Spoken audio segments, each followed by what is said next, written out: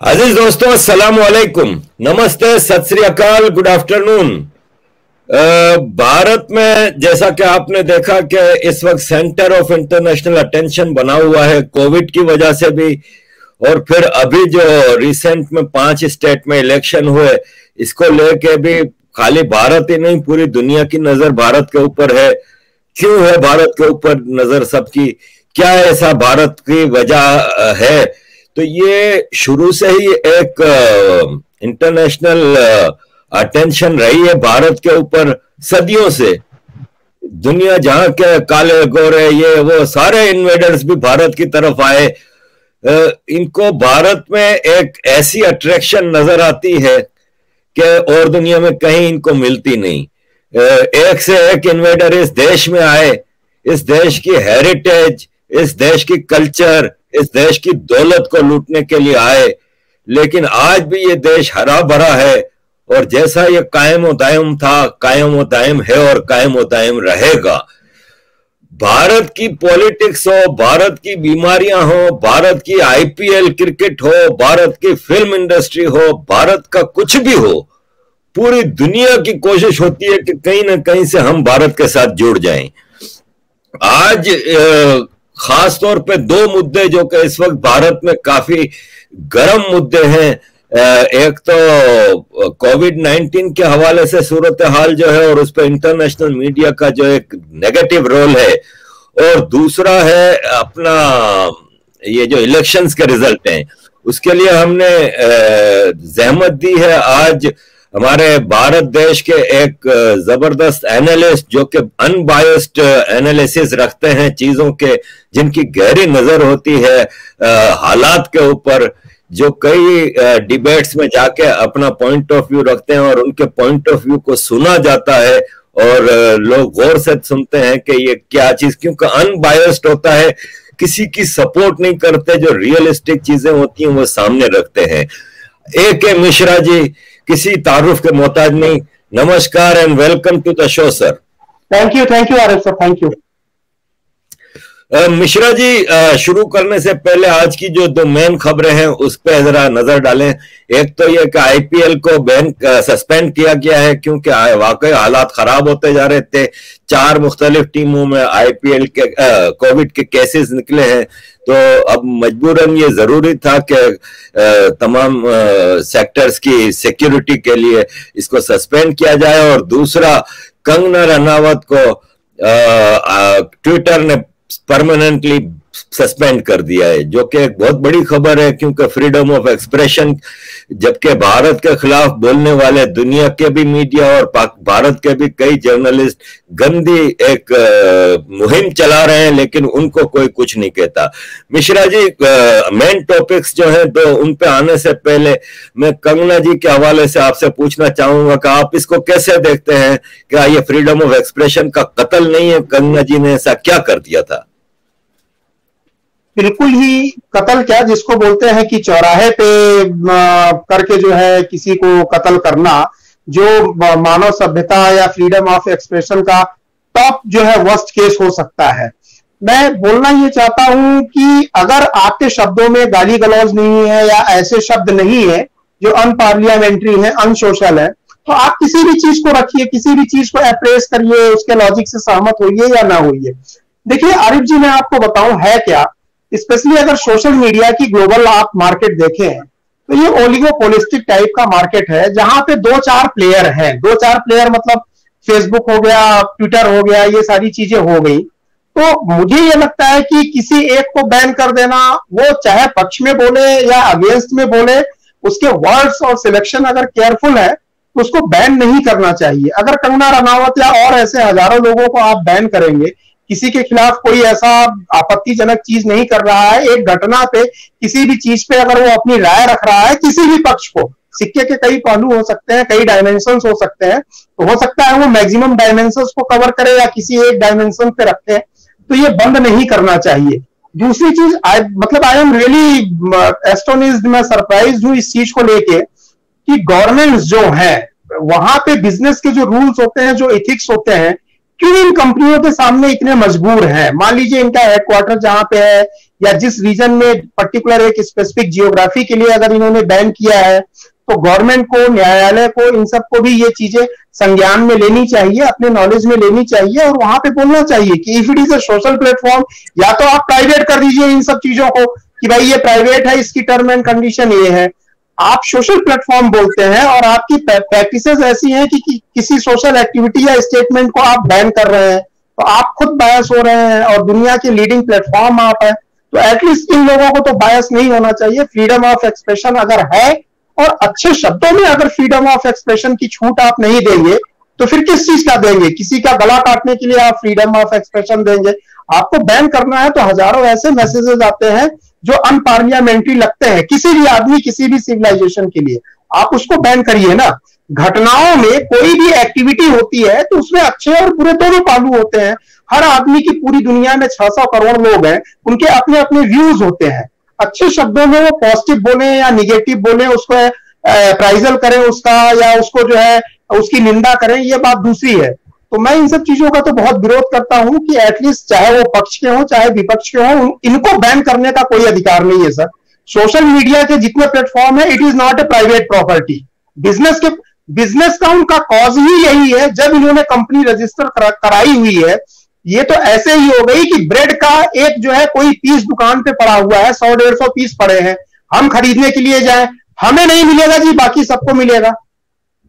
तो ये तो बिजनेस के इथिक्स के हिसाब से भी ये मतलब गलत चीज हुई ना। तो इन सब चीजों को नहीं होना चाहिए। मैं इसके बिल्कुल भी फेवर में नहीं हूं, वो चाहे कंगना रनौत हो। मैं तो विपक्ष को भी बोलता हूं, उनके भी अगर उनके वर्ड सिलेक्शन और ये सारी चीजें हैं जो कि आपकी मान्यताओं और सिद्धांतों को जो है अगर उस पर अटैक नहीं है, तो डेफिनेटली घटनाओं की निंदा करना या प्रशंसा करना, फेवर में बोलना, ये चीजें बैन नहीं होनी चाहिए।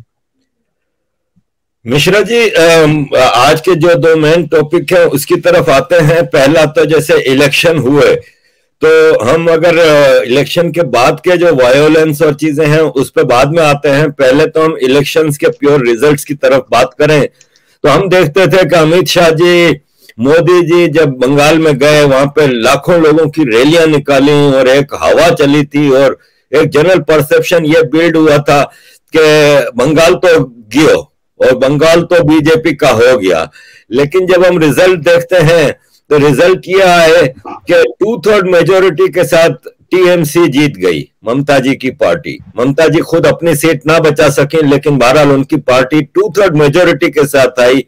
ये एक शॉकिंग रिजल्ट था या एक्सपेक्टेड था?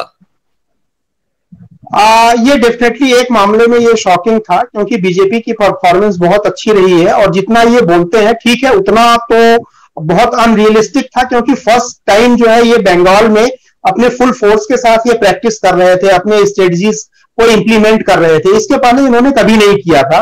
तो मे बी कि फर्स्ट अटेम्प्ट में ही आपको ग्रैंड विक्ट्री मिल भी सकती है और नहीं भी मिल सकती है। तो ये चूंकि एक ऐसा सिचुएशन था जहां पे कि ये ओवर एस्टिमेटेड 200 का प्लस का जो टारगेट था वो था, ऐसा जो इंटेलेक्चुअल्स है उनको लगता था।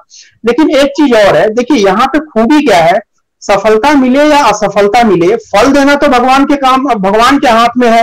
गीता में भी तो यही किया है ना कि कर्म किए जा, फल की चिंता मत कर। तो कॉन्सेप्ट ये है कि आप अपने कर्म को बेहतरीन तरीके से करिए। आप एग्जाम में जाते हैं तो आपको 100 में से 100 नंबर मिले, 60 नंबर मिले, वो बात की बात है। लेकिन उस पीरियड में एग्जाम के पहले तक तो जो आपसे बेस्ट हो सकता है आप करते हैं।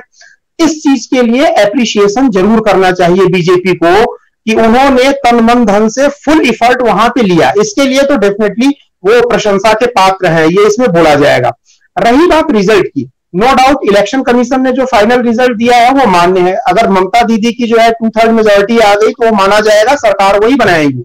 दो घटनाएं यहाँ पे बड़ी इंपॉर्टेंट हुई। देखिए बंगाल जो है, यहाँ पे नेशनल लेवल इलेक्शन के डायनामिक्स, लाइकिंग डिसलाइकिंग वोटर की कुछ और होती है।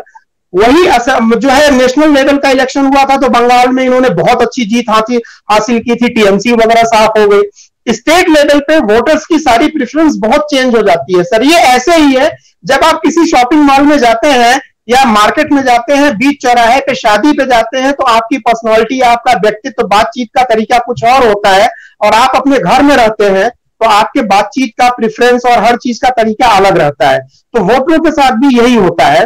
77 सीट लाना ऐसे विकट परिस्थिति में जहां पे कि सारी चीजें आपके अगेंस्ट रही हो और आपका फाइट जो है एक ऐसे पार्टी से रही हो जो कि लगभग 15-20 सालों से वहां घर घर में छाई हुई है, तो ये एक इम्पॉसिबल टाइप का टास्क लगता था। अगर इतना इफर्ट नहीं डालते या कोई और पार्टी होती है, आप देखिए सीपीएम वहां पे रही है, सीपीएम कौन बोले गेन करने को, वो एकदम से ही जड़ से साफ हो गए। कांग्रेस कौन बोले गेन करने को, वो एकदम से ही in terms of number of seats, जो सीट्स उन्होंने जीते हैं एकदम से साफ हो गए। तो जो वहां की बेसिक पार्टियां हैं वहीं से पैदा हुई वो एक साफ हो गए, और बाहर से कोई आदमी जाकर के वहां पे अगर 77 सीट ले रहा है, 147 जो विक्ट्री का मार्क है अगर उसको देखा जाए तो 50% के आसपास अगर वो सीट ले रहा है, तो आप इसको किसी विक्ट्री से कम मत मानिए। पहली चीज, विपक्ष के लिए मैं ये बोलूंगा, ठीक है आप जश्न मना लीजिए, खुशी मना लीजिए, ये पार्टी बीजेपी बड़ी होशियार है। 77 एमएलए इनके जो पहुंच गए हैं विधानसभा में, और 5 साल के बाद देखिएगा ये कैसे स्प्रेड होंगे। मतलब पूरे बंगाल में ये इन 77 लोगों के साथ ये इतना स्ट्रांग होल्ड अपना बनाएंगे ग्राउंड लेवल पे काम करके, कि मुझे नहीं लगता है कि आगे के आने वाले इलेक्शंस में कोई स्पेस किसी और के लिए मिलेगा। दूसरी सबसे इंपॉर्टेंट चीज जो लोगों के दिमाग में नहीं आ रही है वो ये है, देखिए बीजेपी फाइट करती है आइडियोलॉजी के लिए, इलेक्शन के नारे वगैरह उनके जो है अलग चीजें हैं, लेकिन वो अपनी आइडियोलॉजी को इंप्लीमेंट करना चाहते हैं। इनका आइडियोलॉजिकल राइवलरी जो थी वो सबसे ज्यादा थी कांग्रेस से थी, और बंगाल की अगर बात करें तो मार्क्सवादी, कम्युनिस्ट वगैरह इन सब पार्टियों से थी। तो इन्होंने किया क्या, इनडायरेक्ट वे में इनके 3 कॉम्पिटिटर थे। आइडियोलॉजिकल कॉम्पिटिटर कांग्रेस थी और कम्युनिस्ट पार्टी थी, तो उन दोनों को तो उनकी आइडियोलॉजी को ही खत्म कर दिया बंगाल से। तो ये एक बहुत बड़ी विक्ट्री है, आइडियोलॉजिकल विक्ट्री है। रही बात फिजिकल इलेक्शन जो होते हैं, इसमें इन्होंने गेन किया 3 से 77, लूज तो नहीं किया ना। हालांकि गेन ममता दीदी ने भी किया, उसके डिफरेंट रीजंस हो सकते हैं उन्होंने क्यों गेन किया, क्योंकि सारी लड़ाई ही केवल 2 पार्टियों में हो गई थी। अगर इतना भी किसी एक पार्टी के आ जाने से कि आप मेन चैलेंजर बन जाते हैं, आप लीडर नहीं लेकिन मेन चैलेंजर बन जाते हैं, तो देखिए एक हायरार्की होती है, लीडर के बाद चैलेंजर होता है, उसके नीचे वाले पे फॉलोअर होता है, फिर उसके बाद छोटे मोटे निश टाइप के जो पार्टियां होती है जो 2-4 डिस्ट्रिक्ट में अपना प्रभाव रखती है। तो आप 2 स्टेप उछल करके टॉप सेकंड पे पहुंच गए, ठीक है, आप फर्स्ट नहीं आ पाए, तो ये गेन है।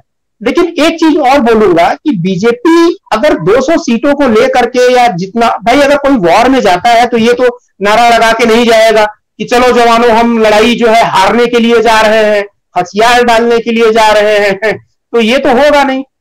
कहने का मतलब ये है फुल फ्लैग इफर्ट इन्होंने डाला, उसी का रीजन है कि ये 77 सीट जीत गए। कुछ और भी ऐसी पार्टियां हैं जो अपने आप को बहुत बड़ा विजेता महसूस करती हैं, उन्होंने किया है। जैसे मैं केजरीवाल की बात करूं या ममता दीदी की ही बात करूं, आप आइए ना जरा यूपी में अपनी पार्टी को एक बार लॉन्च करिए, बिहार में लॉन्च करिए। केजरीवाल साहब यूपी गए थे, पंजाब गए थे, क्या हुआ, कितने दिन आप होल्ड कर पाए और कितनी सीटें आप जीत पाए। तो ये बहुत आसान टास्क नहीं है सर। 1:10 का जो है रेशियो था, 1:10 का मतलब कि जितना टीएमसी पावरफुल थी उससे 10 गुना ज्यादा पावर इनको लगाना पड़ा, और तब जाकर के ये यहाँ पे पहुंचे। तो ये अपने आप में एक विक्ट्री है। इसके दूसरे पक्ष को देखिए, हार और जीत को देखने के कई पहलू, कई डायमेंशंस होते हैं। तो ये एक चुनौती है बंगाल में बीजेपी और दूसरी पार्टियां तो है नहीं, टीएमसी के लिए चुनौती है कि आगे उनके लिए रास्ते आसान नहीं है, सरकार चलाने के लिए भी रास्ते उनके लिए आसान नहीं है।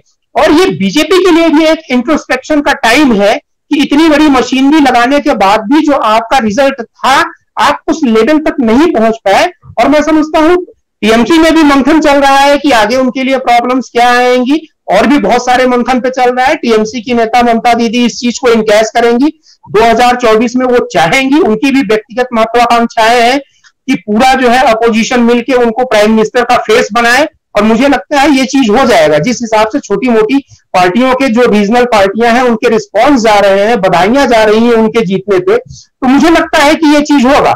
बीजेपी के लिए भी ये प्रॉब्लम एक आएगी कि अगर 2024 में ममता दीदी फेस बनती है तो एक नया चैलेंज होगा। तो रीथिंकिंग, रीशिफ्लिंग सब पार्टियों में चल रही है। यूपी में भी जो पार्टियां हैं वो भी सोच रहे हैं कि अब ऑप्शन क्या होगा। इवन वोटर के पास भी एक नया ऑप्शन आया हुआ है, वो भी सोच रहे हैं अपने आइडियोलॉजी को, अपने प्रेफरेंस को चेंज करने के लिए वेट कर रहे हैं कि अब आगे नेक्स्ट जो है डायमेंशन कौन सा जो है अपीयर होने वाले हैं इंडियन पॉलिटिक्स में। तो सारी की सारी चीजें ये रही, इसीलिए मैं बोलता हूं दोनों के लिए ही ये जीत रही है। और दोनों के लिए ही किसी न किसी मामले में ये हार रही है। ममता दीदी हार गई अगर अपनी सीट से, तो ये भी हजम होने वाली बात नहीं है कि जो ममता दीदी अपने फेस के दम पे 200 से ज्यादा सीटें निकलवा सकती है, वो अपनी सीट हार जाए। तो माइक्रो लेवल के मैनेजमेंट, और वहां वो 5 दिन रुकी भी थी, ऐसा नहीं है कि उन्होंने उस पर फोकस नहीं किया था। ठीक यही चीज बीजेपी के साथ हुआ। बीजेपी ने बंगाल में फोकस किया, उतनी सीटें नहीं आई। ममता जी ने अपनी एक इंडिविजुअल सीट पे बहुत ज्यादा फोकस किया, 5 दिन रुकी उसी चीज को लेकर के, लेकिन वो अपनी सीट नहीं जीत पाई। तो दोनों कहीं ना कहीं हारे हैं और कहीं ना कहीं जीते हैं। रही बात अदर स्टेट की, तो आसाम का मैं आपको बता दूं, वहां पे तो डेड श्योर थे सभी लोग, क्योंकि रूलिंग पार्टी बीजेपी थी, इसलिए उस पर बहुत ज्यादा ना बीजेपी ने फोकस किया न एनालिस्ट ने किया। साउथ इंडिया में केरल में इन्होंने थोड़ा सा लिया था, उसके लिए ईसी धरम जी को, जिनको मेट्रोमैन बोला जाता है, एक अच्छा चेहरा उन्होंने दिया। साउथ इंडिया पे अभी भी बीजेपी ठीक है, वो अपने कदम वहां रख रही है, लेकिन उतने एग्रेसिव ये हुए नहीं है। इन्होंने टारगेट किया था कि अब की बार हम बंगाल फतह कर लेंगे तो पूरा हिंदी बेल्ट और इधर बंगाल से हम फ्री हो जाएंगे, तो उस तरफ हम फोकस करेंगे। तो अभी इन्होंने आधा किला फतह किया है। नेक्स्ट ये हो सकता है कि बंगाल वगैरह अगर फतह हो जाए, या अब इनके पास साउथ बचा है जहां पे इनको काम करना है। साउथ के challenges, linguistic differences, socio political culture बिल्कुल डिफरेंट है। जिस स्टेट में सोशियो पॉलिटिकल कल्चर, रिलीजन वगैरह हर चीज एकदम डिफरेंट हो, वहां दूसरी पार्टियों के लिए, बाहर से आने वाली पार्टियों के लिए बहुत मुश्किल हो जाती है, चैलेंजेस कई गुना बढ़ जाते हैं। तो मैं समझता हूं कि सारी पार्टियों में एक बार रीथिंकिंग चल रही है। जिन्होंने पार्टिसिपेट किया, बंगाल की पार्टी हो, चाहे यूपी की हो, चाहे साउथ की हो, इन रिजल्ट्स में भारतीय पॉलिटिक्स के डायमेंशंस में अभी ये बहुत सारे चेंजेस आ रहे हैं।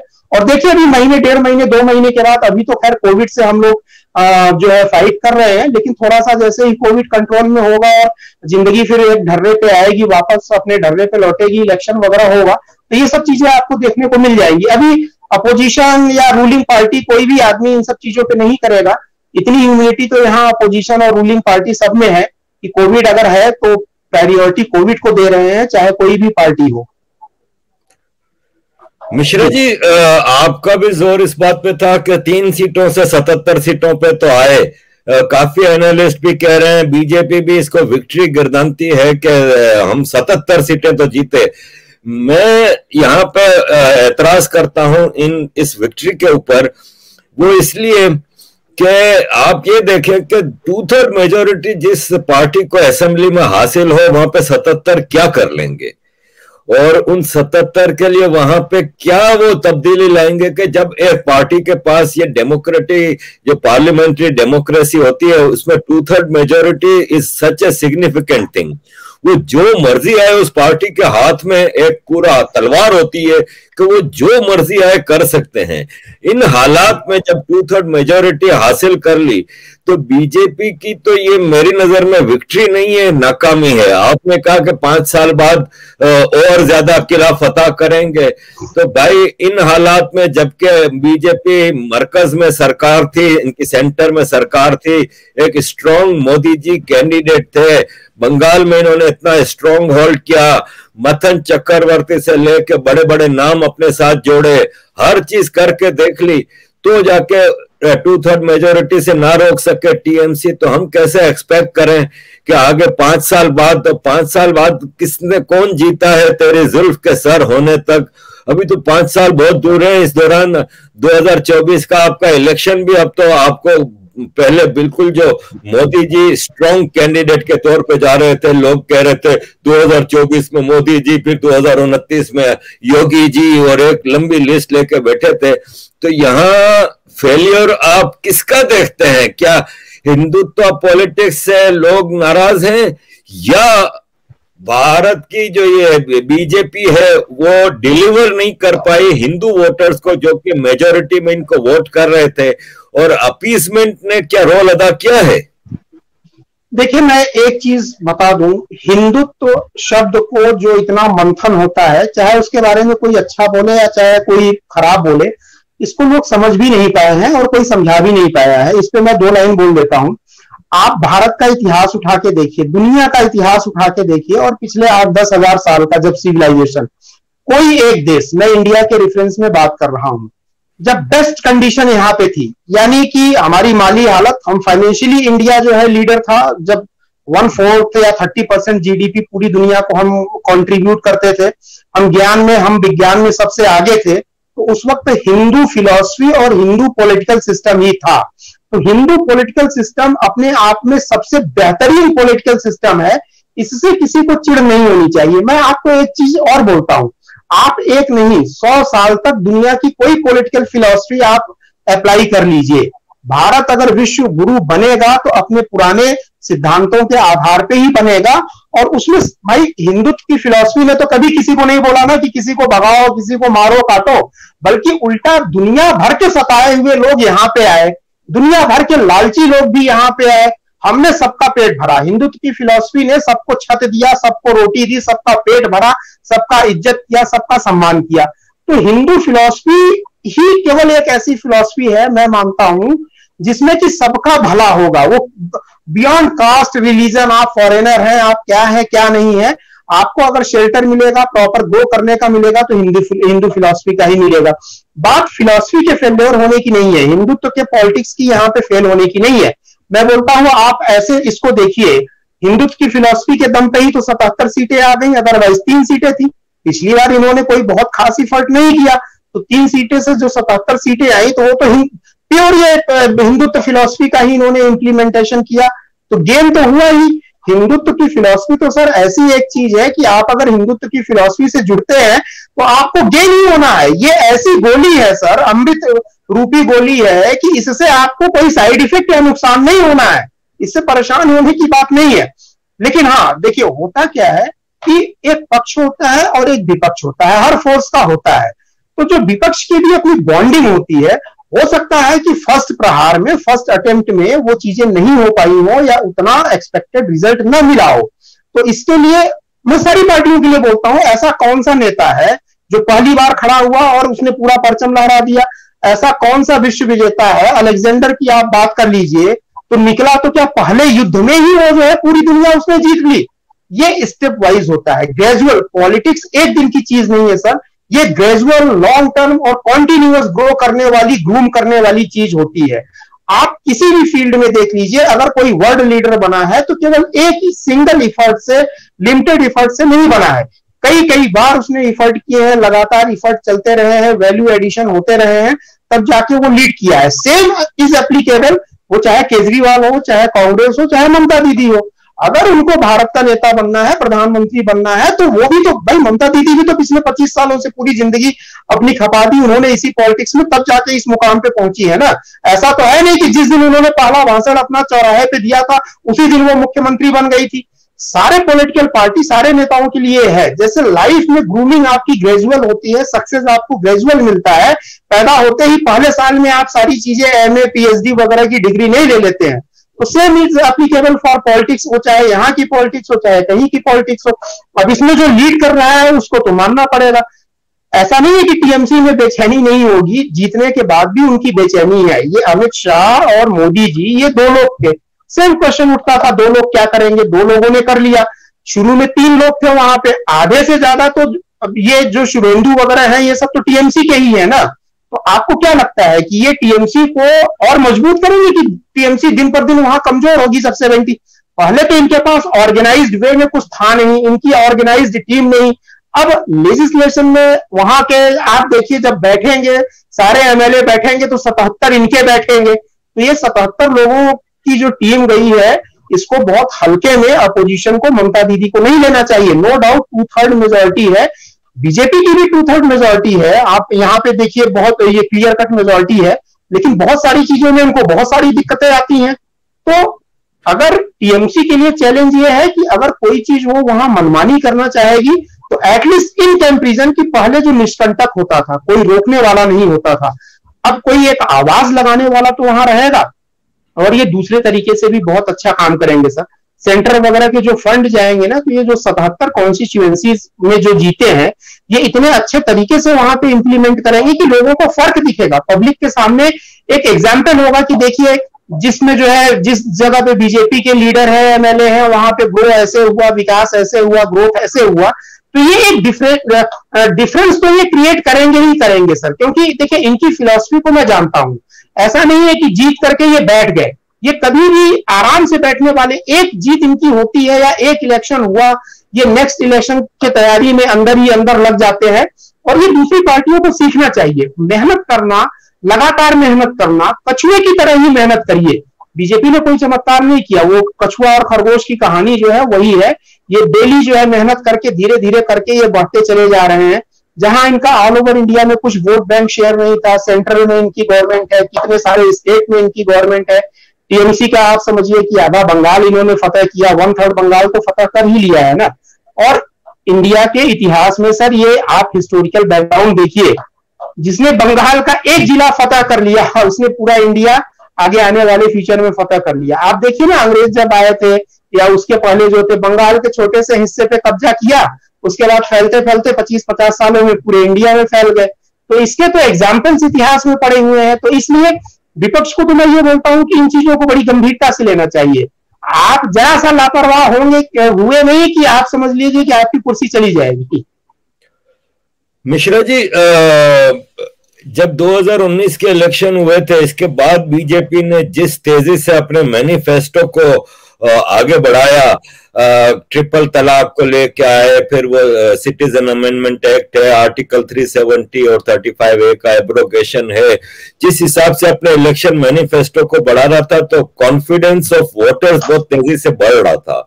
लेकिन फिर अचानक कोविड भी आता है और ये मुसलसल इलेक्शन आए, जैसे इससे पहले बिहार और दूसरी स्टेट्स के इलेक्शन आए, मध्य प्रदेश वगैरह के, फिर अब ये इलेक्शंस। तो क्या इलेक्शंस और कोविड की वजह से बीजेपी ने अपने इलेक्शन मैनिफेस्टो की बाकी जो चीजें हैं, जैसे कि नेशनल रजिस्टर है या यूनिवर्सल सिविल कोड है और कई और मुद्दे हैं जिनको लेके पब्लिक, भारत की आम जनता बहुत ज्यादा एक्साइटेड थी कब ये भी चीजें आएंगी और बीजेपी भारत में जो लॉन्ग स्टैंडिंग इश्यूज हैं उनको रिजॉल्व करेगी। और वो हमने देखा कि शुरू के 6 महीनों में इलेक्शंस के बाद बीजेपी ने तो सारा कुछ किया, लेकिन इसके बाद एक तो वो चीजें रुक गई और आम आदमी ये सोचने लगा कि क्या बीजेपी भी कांग्रेस और दूसरी पार्टियों की तरह अब इलेक्शन पॉलिटिक्स में लिमिटेड हो गई है और अपने इलेक्शन मैनिफेस्टो को भूल गई है, नंबर 1। और नंबर 2 ये कि बंगाल के इलेक्शन से पहले भी वायलेंस बहुत हुआ और बीजेपी के कई कार्यकर्ता को मारा गया, अटैक किए गए। और इलेक्शंस के बाद की तो सूरत हाल आप देख ही रहे हैं कि भयानक गैंग रेप हो रहे हैं, बीजेपी की लड़कियों के, बीजेपी के कारकुनों को मारा जा रहा है। और लोग ये सवाल कर रहे हैं कि मोदी जी अपने वर्कर्स को भी नहीं बचा पा रहे, तो क्या वोटर्स का कॉन्फिडेंस शटर हुआ है इस इलेक्शन से? देखिए, वोटर का कॉन्फिडेंस शटर नहीं हुआ है, उसके पीछे ठीक है, एक जब आपको असफलता मिलती है तो थोड़े बहुत क्वेश्चंस सब आदमी के, न केवल वोटर, लीडर्स के दिमाग में भी आने शुरू हो जाते हैं। पहली चीज मैं कोविड वाले पे बात करूं, देखिए क्या है, जब एक ऐसी महामारी आती है, आप 10,000 साल का जो है इतिहास उठा के देख लीजिए, जो रूटीन लाइफ होती है, जो सिस्टम का जो रूटीन वर्क होता है, डेफिनेटली वो हैम्पर होता है, क्योंकि आपका सारा फोकस ह्यूमन मतलब प्रजाति का, सिविलाइजेशन का, गवर्नमेंट का पूरा फोकस हो जाता है कि ऑल ऑफ सडन जो एक मुसीबत आ गई है उससे निपटा जाए, चाहे अमेरिका रहा हो, चाहे इटली रहा हो, चाहे चाइना रहा हो, और बाकी सारी चीजें सेकेंडरी हो जाती हैं। इस प्रॉब्लम से निपटना और जान बचाना प्राइमरी हो जाता है सारे सरकारों की। और इवन इंडिविजुअल आदमी के लेवल पे भी देखें कि उनके जो रूटीन लाइफ होते हैं वो सेकेंडरी हो जाते हैं, इन्फेक्शन से अपने आप को बचाना प्रायोरिटी हो जाती है। तो डेफिनेटली यहाँ पे अभी प्रायोरिटी ये है, तो इसके कारण कुछ जो है स्लो डाउन हुए हैं। लेकिन इस परिस्थितियों में भी आप देखिए, बीजेपी ने ठीक है कोविड के ठीक थोड़ा पहले या कोविड के पीरियड में जो 2-3 इनके बहुत इंपॉर्टेंट टास्क थे वो इन्होंने पूरे किए, जो इनके कमिटमेंट थे। अब कश्मीर में जो है 370 धारा और का एब्रोगेशन वगैरह जो हुआ, उन्होंने बहुत खूबसूरती से उस चीज को किया। राम मंदिर वगैरह का जो ये था, वो चीजें इन्होंने बहुत खूबसूरती से इंप्लीमेंटेशन की। थोड़ा सा स्लो डाउन जरूर हुआ है, लेकिन ऐसा नहीं है कि ये इसको छोड़ देंगे। इनके जो मैनिफेस्टो है वो ईयर ओवर ईयर या आज नहीं तो कल ये उसको इंप्लीमेंट करेंगे ही करेंगे, क्योंकि इन्होंने अपने इन्हीं मुद्दों को बना के ये हर बार इलेक्शंस में गए हैं। तो ये यू टर्न ले लेना इनके लिए भी इतना आसान नहीं है, और ये इनकी कोर फिलॉसफी है। जिसकी जो कोर फिलॉसफी है आप उससे चेंज नहीं, भाई आप अपने शरीर से सब कुछ तो चेंज कर सकते हो उसके आकार प्रकार में, लेकिन रीढ़ की हड्डी तो आप नहीं हटा सकते हो ना, रीढ़ की हड्डी तो रहेगी ही रहेगी। तो रीढ़ की हड्डी को तो ना बीजेपी हटा पाएगी, ना टीएमसी या कांग्रेस भी अपनी फिलॉसफी को नहीं हटा पाएगी। चेंज या स्विफ्ट अगर होना है तो वो भी पॉलिटिक्स में एक टाइम टेकिंग प्रोसीजर होता है और बहुत स्लो होता है। ऑल ऑफ सडन तो म्यूटेशन होता है, उसके परिणाम आपके फेवर में भी आ सकते हैं, अगेंस्ट भी आ सकते हैं।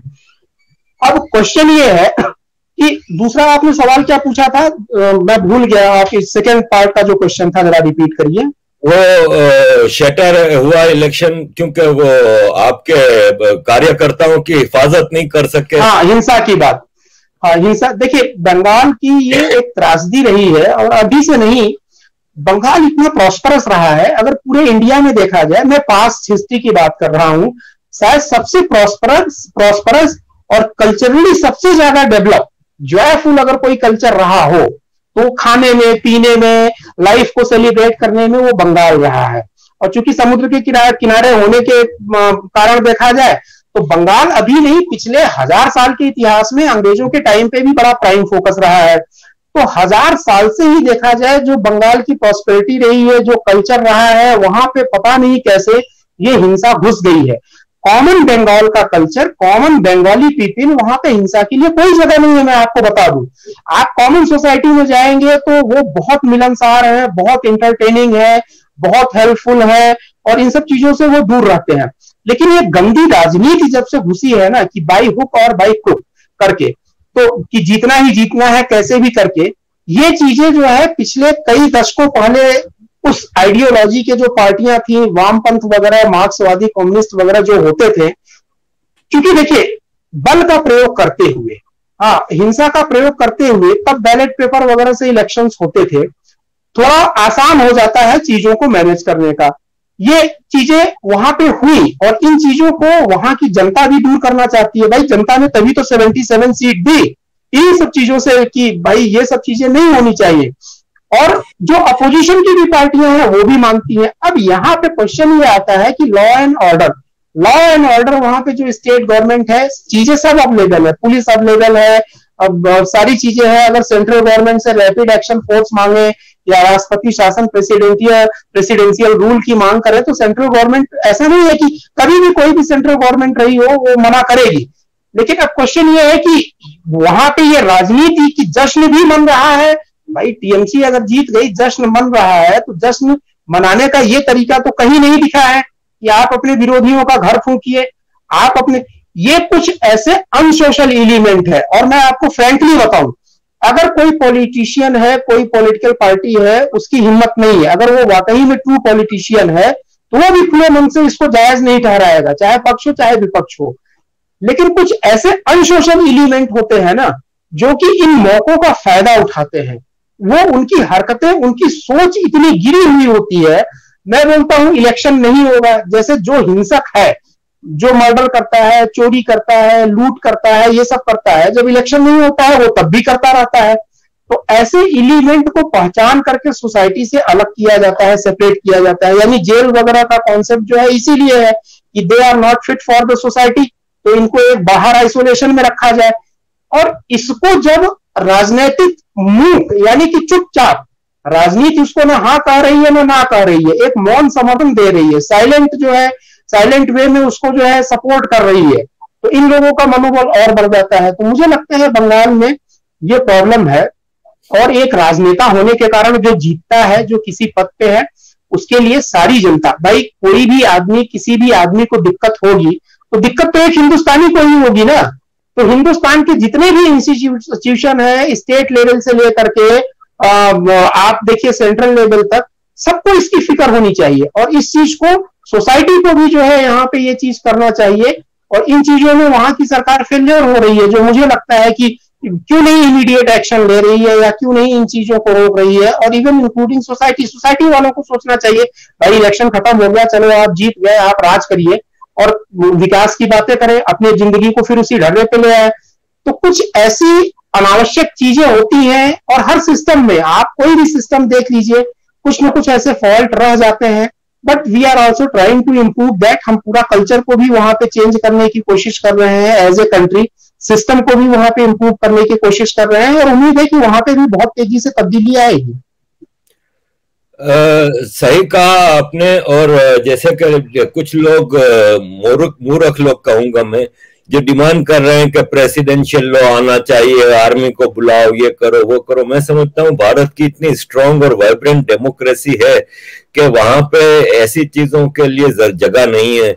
इवन जम्मू एंड कश्मीर जैसे हालात में भी वहां पे भी एक डेमोक्रेसी मौजूद है, कोई प्रेसिडेंशियल लॉ और इन चीजों की गुंजाइश नहीं। और बंगाल जैसे इलाके में तो मैं समझता हूं कि ममता दीदी भी एक सीनियर पॉलिटिशियन है और वो चीजों को कंट्रोल कर लेंगी। सवाल मेरा आपसे ये है कि ममता दीदी अपनी सीट हार गई, सिटिंग चीफ मिनिस्टर, तो अब आप किसको सीएम देखते हैं और ममता जी का रोल क्या देखते हैं? देखिए, मेरे और आपके देखने से कुछ नहीं होगा। एक सीट का हारना, यहाँ पे और बहुत सारे ऑप्शन है। ठीक है, रेपो हैम्पर हुई है, नो डाउट, ये भी एक बहुत नाक की लड़ाई थी, पर्टिकुलरली शुभेंदु अधिकारी और ममता दीदी की। सरकार किसी की भी बने, लेकिन कुछ सीटें जो है हर इलेक्शन में बहुत हॉट रहती है, जहां से कि बड़े चेहरे लड़ते हैं। जैसे अमेठी की सीट हो गई, वहां पे बड़े चेहरे लड़ते हैं। जो भी बड़े चेहरों की सीट होती है वो हमेशा चर्चा में रहती है। तो इस पॉइंट ऑफ व्यू से तो डेफिनेटली देखा जाए, एक रेपो का हैम्पर तो हुआ ही है ममता दीदी का, लेकिन ऑप्शंस बहुत है। मुख्यमंत्री का चेहरा अभी भी वही रहेंगी। टीएमसी वगैरह में भी अभी भी कोई जो है ममता दीदी को चैलेंज करने वाला, या बहुत सारी पार्टियां यहाँ पे ऐसी हैं कि उनको चैलेंज करने वाला कोई और लीडर नहीं है। इंटरनल डेमोक्रेसी शायद इतनी वहां पे नहीं है, इंटरनल विदिन पार्टी सिस्टम में जो है। तो मुख्यमंत्री का चेहरा तो ममता दीदी ही रहेंगी। वो जो है दूसरे रास्ते से सदन में वहां पे विधानसभा में भेज दी जाएंगी, उसके लिए कोई ऑब्जेक्शन नहीं है। या कहीं पे बाई इलेक्शन होगा तो वहां से वो लड़ करके फिर जो है इलेक्शन जीत सकते हैं। तो हमारे डेमोक्रेसी की ये खूबी है कि यहाँ पे बहुत सारे ऐसे जो है रास्ते हैं कि टैलेंट को या उन चीजों को, डॉक्टर मनमोहन सिंह जब प्रधानमंत्री बने थे तो आप देखिए ना, वो he was not active politician, लेकिन वो टॉप पोजीशन पे उनको, उनके टैलेंट को रिकॉग्नाइज करते हुए, इन सब चीजों को करते हुए टॉप पोजीशन पे उनको लाया गया। राज्यसभा में बहुत सारे ऐसे लोग जाते हैं जिनका की पॉलिटिक्स से कोई रिलेशन नहीं होता है दूर दूर तक, लेकिन उनके कॉन्ट्रीब्यूशन सोसाइटी में ऐसे रहते हैं कि उनको सरकारें या कोई पार्टी जो है राज्यसभा में भेजती है और इक्विवेलेंट पावर और इक्विवेलेंट सारी चीजें वो वहां पे उसको लेटर और एंजॉय करते हैं, अधिकार वगैरह जो होते हैं उसको वो एंजॉय करते हैं। तो this is good thing of our democracy, as I think. जल्दी ये कहीं मिलती नहीं है। और नो डाउट चेहरा जो है वो ममता दीदी ही रहेंगी, मुख्यमंत्री वही बनेंगी। और क्योंकि देखिए, मुख्यमंत्री बनना भी अभी सेंट्रल इलेक्शन होने में 2024 का मतलब 1-1.5 साल का टाइम है, तो वहां पे मुख्यमंत्री रहते हुए वो कुछ चेंजेस जरूर करना चाहेंगी और कुछ इस तरीके से, ताकि सेंट्रल इलेक्शन में उनको जो है प्राइम मिनिस्टर का फेस जो है सारे विपक्षी दल जो है यूनाइटेड वे में उनको मान ले, एक्सेप्ट कर ले। और अगर वो मुख्यमंत्री नहीं रहती है तो इन सब चीजों को वो दिखा नहीं पाएंगी, चेंज को दिखा नहीं पाएंगी। तो हर तरीके से मुख्यमंत्री वही रहेगी।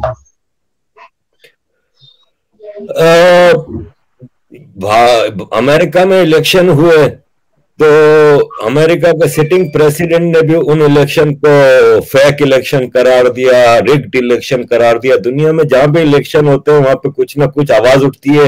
ये ओनली कंट्री है दुनिया की सबसे बड़ी डेमोक्रेसी जहां पे इलेक्शन होते हैं कोई एक उंगली उठा के नहीं कह सकता कि इस इलेक्शन में कहीं रिगिंग हुई है।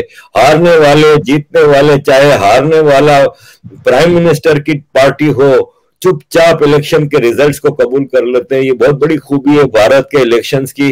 और सैल्यूट टू द सिस्टम और वोटर्स से लेके इलेक्शन कंडक्ट करवाने वालों को, साथ साथ पॉलिटिशियंस को भी इस बात का अप्रिसिएशन जाता है कि भारत की डेमोक्रेसी, इलेक्टोरल डेमोक्रेसी इतनी ऑनेस्ट है और इतनी स्ट्रांग है कि इसके ऊपर कोई आवाज नहीं उठा सकता।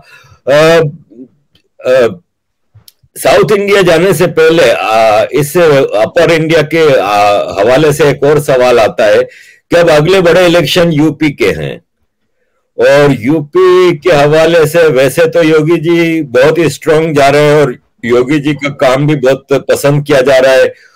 उनके ऊपर आरोप भी बहुत लगते हैं, लेकिन आफ्टर ऑल आरोप तो लगेंगे ही। जाहिर ओपोजिशन ने इतना आसानी से किसी को आगे नहीं बढ़ने देना होता, लेकिन आफ्टर ऑल अगर हम अनबायस्ड होकर योगी जी की पॉलिटिक्स को देखें तो he has done a wonderful job for UP.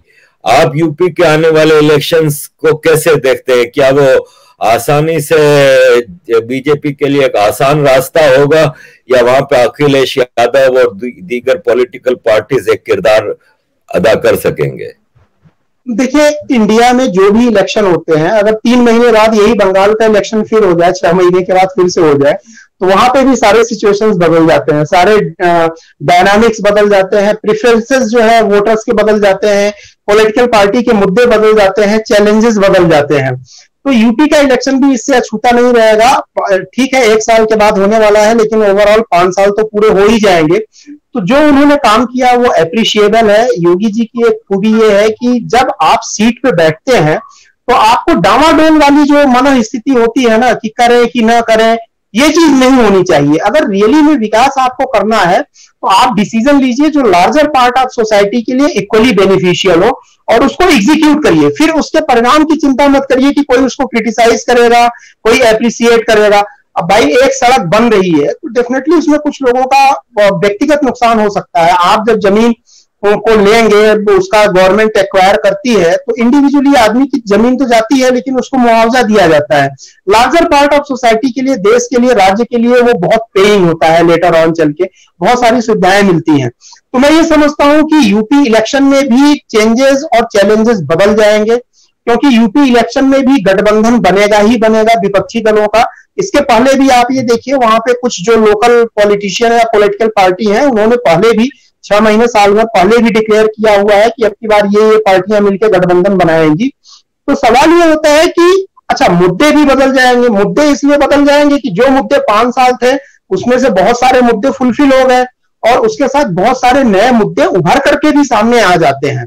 Growth में जो एक टाइम पास होता है, उसमें ये होता है कि जैसे जैसे समय बीतता है, पुराने मुद्दे सॉल्व होते चले जाते हैं या और क्रिटिकल होते जाते हैं, और नए चैलेंजेस और नए मुद्दे ह्यूमन सिविलाइजेशन के सामने आते चले जाते हैं। ये हिस्ट्री रही है, ये साइंस है, ये मैं नहीं बोल रहा हूं। तो चैलेंजेस भी जो है वहां पे बहुत सारे रहेंगे, लेकिन इनके बेसिक प्रिंसिपल जो है वो सेम रहेंगे। बीजेपी का भी सारा फोकस है और विपक्ष का भी सारा फोकस है।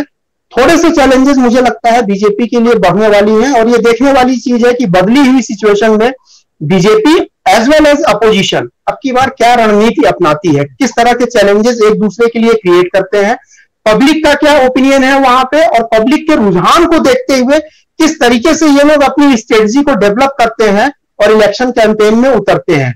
लेकिन एक चीज ये मैं जरूर बोलूंगा, जब आप रूलिंग पार्टी में रहते हैं तो आपके साथ 2 ही चीजें होती हैं। अगर आपने शासन अच्छे से नहीं किया है, डिलीवर नहीं किया है, तो वो कन्वर्ट हो जाती है एंटी इनकम्बेंसी में। अगर आपने काम किया है, आपने जनता के दिलों को जीता है, तो वो एंटी इनकम्बेंसी में ना होकर के प्रो इनकम्बेंसी बन जाती है, यानी आपके लिए फेवरेबल बन जाती है। तो ये चीजें, ये दोनों देखना है कि बीजेपी के लिए एंटी इनकम्बेंसी बनती है कि उनके लिए इनका ये 5 साल का शासन उनके लिए वैल्यू एडिशन हो जाएगा, और किस तरीके से वो इसको इनकैश करते हैं। और विपक्ष के लिए भी यही चैलेंज होगा कि वो इसको एंटी इनकम्बेंसी में ट्रांसफॉर्म कर पाते हैं कि क्या कर पाते हैं। कहीं ऐसा ना हो कि विपक्ष अब की बार भी कुछ ऐसी गलती कर जाए कि उसका नेचुरली बेनिफिट जो है बीजेपी को मिल जाए। यहां विपक्ष के साथ एक चैलेंज और मुझे ये दिखता है, कहीं ना कहीं ज्यादातर इलेक्शंस में देखा जाए, मैं एक बात बोलता हूं, पॉलिटिक्स में आपकी कमजोरी, आपकी एक छोटी सी भी कमजोरी आपके राइवल के लिए बहुत बड़ा बेनिफिट बन के उभरती है। आपका एक छोटा सा स्टेटमेंट भी आपको इलेक्शन जिता सकता है या हरा सकता है। तो ये चीजें भी यहाँ पे देखने वाली बात है कि प्रैक्टिकल पॉलिटिक्स में प्रैक्टिकल गलतियां जो है कौन सी पार्टी क्या करती है, और अपोजिशन जो है या दूसरी पार्टी उसी प्रैक्टिकल गलती को, मिस्टेक को जो है बहुत बड़ा मुद्दा बना लेती है। क्योंकि इलेक्शंस तो 1 महीने में खत्म हो जाता है ना, टाइम स्पेंड बहुत कम होता है। उस 1 महीने में जो वोटर्स होते हैं उनकी साइकोलॉजी को, उनकी बॉन्डिंग को चेंज करना, अपने फेवर में करना। यूपी बहुत बड़ा स्टेट है, आप देखिए 20-22 करोड़ 25 करोड़ की पॉपुलेशन है, तो 11-12 करोड़ उसमें वोटर होंगे। 11-12 करोड़ वोटर को के परसेप्शन को चेंज करना, मैनेज करना अपने आप में बहुत टफ टास्क है। यहाँ मल्टीनेशनल कंपनी इतने बड़े देश में इतने कंज्यूमर को अपने फेवर में नहीं कर पाती हैं, और इतने कम टाइम में कि 1 महीने में ही आपको सब कुछ करना है, 1 महीने में आपने किया। तो ये बहुत कॉम्पिटिटिव चीज होती है, बहुत ऑब्जर्वेंट होकर के, और बहुत क्यूरियस चीज होती है, पर्टिकुलरली अगर हमारे जैसे लोग जो इंटरेस्ट रखते हैं एक एक चीज। अभी कुछ दिनों के बाद से अब देखिए सरगर्मियां यूपी इलेक्शन की ही शुरू हो जाएंगी, बहुत सारी चीजें आपको बेंड होती हुई या उससे मोटिवेटेड या उस तरफ इंक्लाइंड होती हुई सारी पार्टियों की दिखेंगी। और एक बार अब की बार यूपी इलेक्शन में और होगा, मुझे ये लगता है कि पिछली बार यूपी इलेक्शन था तो वो रीजनल इलेक्शन होके रह गया था, लेकिन अब की बार यूपी इलेक्शन में बाहर के स्टेट के अगेंस्ट बीजेपी, जैसे केजरीवाल है, हो सकता है कुछ ना कुछ कंट्रीब्यूट करें, अगर वहां जाकर के ना लड़े तो हो सकता है कुछ स्टेटमेंट ऐसे दें कि भाई इनको वोट दीजिए। हो सकता है ममता दीदी का भी कुछ स्टेटमेंट है, बिहार से अपोजिशन के जो और डिफरेंट लीडर हैं, हो सकता है कि वो कुछ ऐसे स्टेटमेंट दे कि भाई वहां बदला, अब यूपी में बदलो। तो ये चैलेंजेस भी हो सकता है बीजेपी को फेस करना पड़ जाए। उसके पीछे कारण है, कारण यह है कि संसद में अगर किसी को जाना है, पार्लियामेंट में जाना है, तो यूपी को आप इग्नोर नहीं कर सकते हैं। 82-83 सीटें हैं यहाँ पे, आपने यूपी जीत लिया तो आपको राज्यसभा की तो बहुत सारी सीटें ऑटोमेटिकली मिल जाती हैं। तो दोनों सदन में, लोकसभा और राज्यसभा में आप बहुत स्ट्रांग होल्ड में आ जाते हो केवल एक स्टेट जीतने के कारण। तो इसीलिए विपक्ष की भी निगाह बहुत जबरदस्त तरीके से यूपी में रहती है, और पक्ष की भी रूलिंग पार्टी की। रूलिंग पार्टी इसको गंवाना नहीं चाहेगा, और विपक्ष कैसे भी करके इसको हासिल करना चाहेगा। तो सबसे टफ, सबसे कॉम्पिटिटिव, सबसे इंटरेस्टिंग इलेक्शन जो होने वाला है वो यूपी का होने वाला है 2022 में।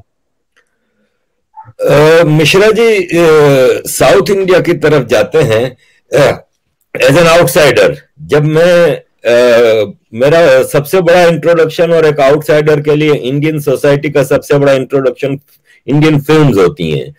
जब हम बॉलीवुड की फिल्में देखते हैं तो हम देखते हैं कि उसमें भगवानों का मजाक भी उड़ाया जाता है, हिंदुइज्म को टारगेट किया जाता है, सब कुछ है। लेकिन जब हम साउथ इंडिया की फिल्में देखते हैं तो उसमें रूट्स ऑफ रिलीजन, हिंदुइज्म बहुत स्ट्रांग दिखाई जाती हैं, बहुत ही रेस्पेक्ट और रिलीजन को बड़ा प्रमोट किया जाता है।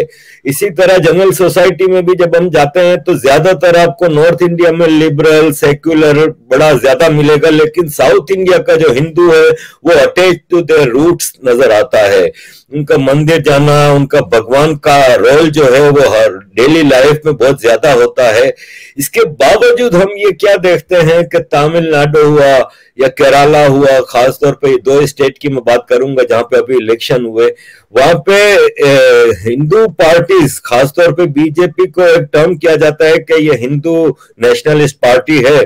तो उनको क्यों इतना अप्रिसिएशन नहीं मिलता, या उनको इतना क्यों वो नहीं मिलता है? और वहां पे सेक्युलर पार्टीज या कम्युनिस्ट पार्टीज, अब जैसे मेट्रोमैन जैसा आदमी उतारा गया वहां पे, लेकिन इसके बावजूद वहां पे कोई खास इनरोड्स ना बन सके। क्या देखते हैं आप साउथ इंडिया की इन 2 स्टेट की पॉलिटिक्स को? देखिए, आपने एक बहुत वाजिब क्वेश्चन पूछा है कि साउथ इंडिया की फिल्मों में अभी भी जो वहां के इंडियन कल्चर है, गॉड है, उन सबको मतलब साउथ इंडियन कुल मिला के देखा जाए तो अपने बेसिक रूट से अभी भी जुड़े हैं। डे टू डे लाइफ में जो उनकी प्रैक्टिसेस होती हैं, रिलीजियस और सोशल प्रैक्टिसेस, वो भी बहुत जुड़ी हैं। इसका आंसर हमें हिस्ट्री से मिलेगा।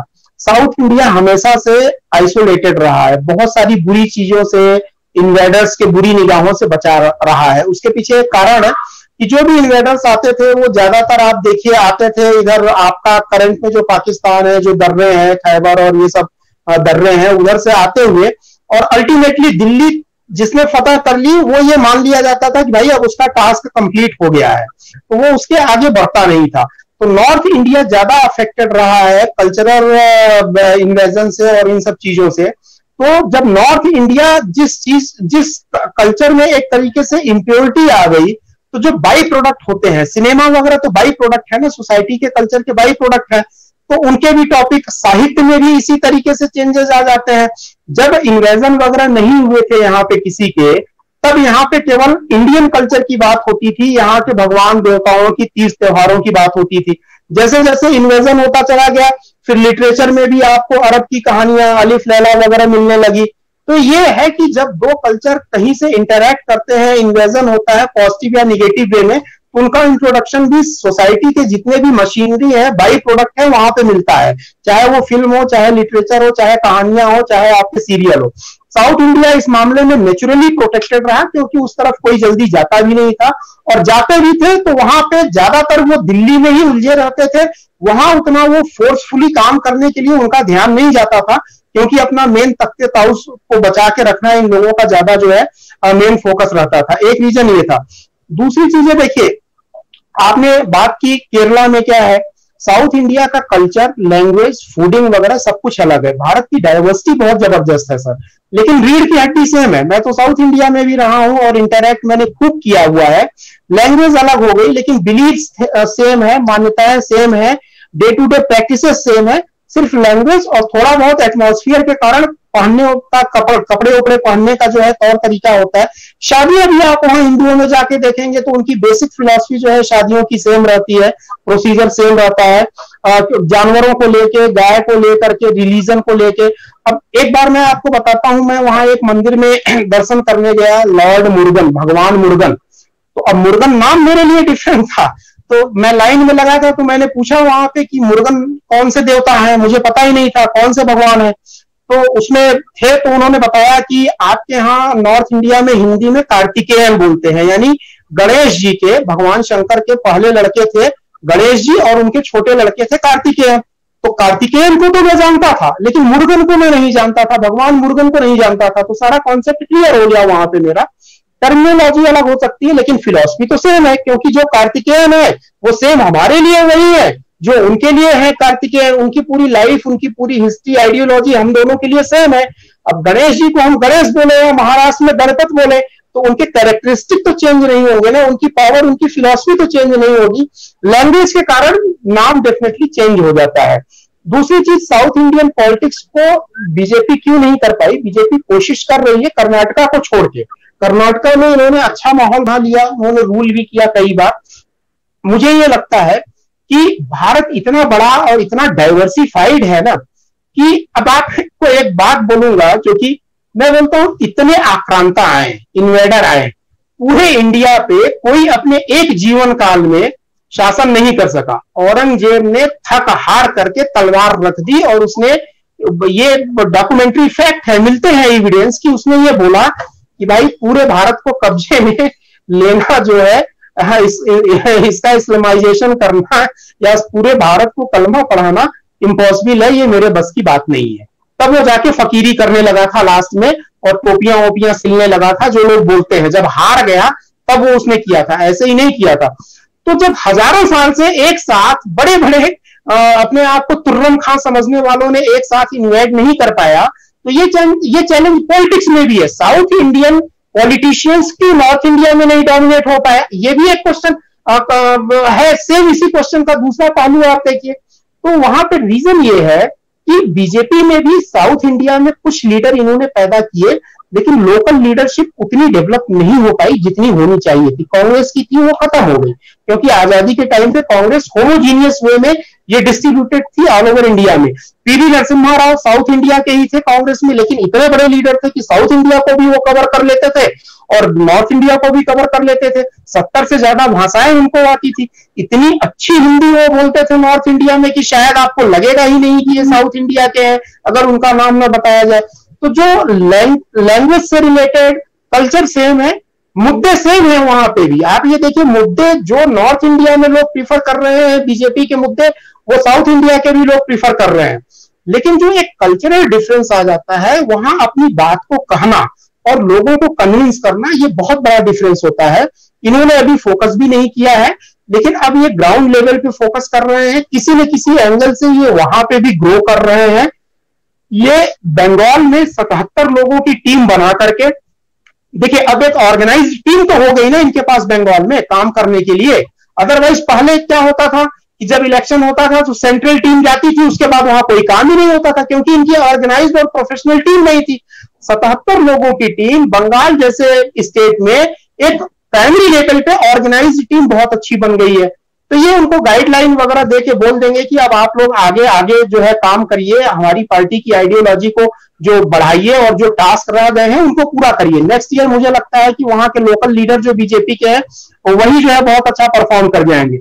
इनकी सेंट्रल टीम अब डेफिनेटली फोकस करेगी साउथ इंडिया की तरफ, अपने लीडर्स को बनाना या किसी और आदमी को अपनी पार्टी में शामिल करके उसको जो है अपनी आइडियोलॉजी के हिसाब से आगे बढ़ाना। तो अब एक ही टास्क रह गया है साउथ इंडिया को जो है कैप्चर करना बीजेपी के लिए। और मैं समझता हूं कि डेफिनेटली उनके थिंक टैंक जो है ऐसा नहीं है कि वो इस पे सोच नहीं रहे हैं। अगर सोच नहीं रहे होते तो इनकी टॉप टीम वहां पे भी इलेक्शन कैंपेन करने गई थी। प्राइम मिनिस्टर मोदी से लेकर के अमित शाह वगैरह सारे लोग आप देखिए फुल फ्लैग उन्होंने कैंपेन किया था, रिजल्ट चाहे जो भी रहा हो। लेकिन हाँ, जब भी ये उसको फोकस में लेंगे तो तब्दीली ये वहां पे भी लाएंगे। और मैं ये इसलिए नहीं बोल रहा हूं कि बीजेपी सब जगह जीत रही है।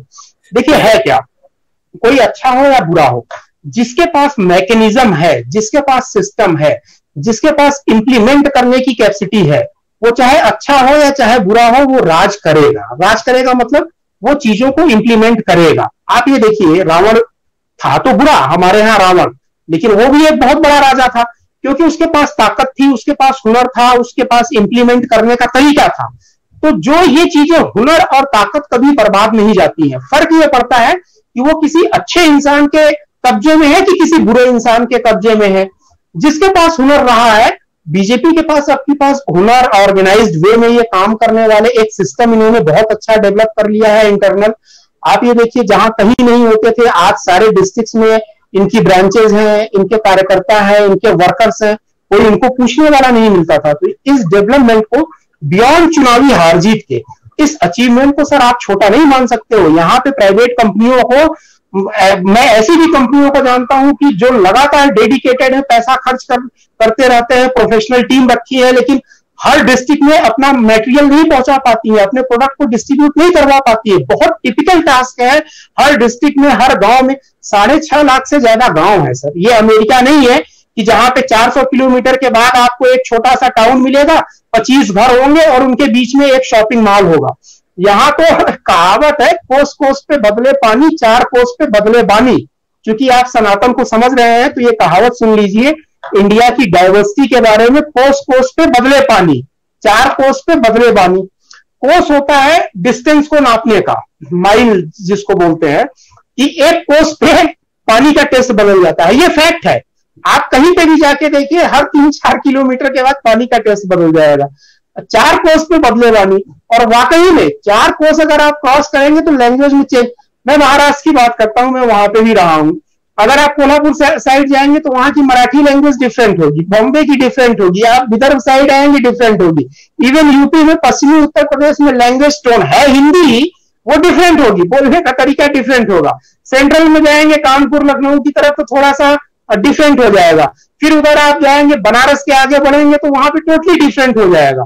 बिहार में भी यही है, बंगाल में भी यही है। तो ये हमारे यहाँ जो डाइवर्सिटी है वो अपने आप में एक बहुत खूबसूरत चीज है सर। इसको मैनेज करना न किसी पॉलिटिकल पार्टी के लिए न जो है भाई इतना आसान होता है इंडिया की डाइवर्सिटी को मैनेज करने के लिए।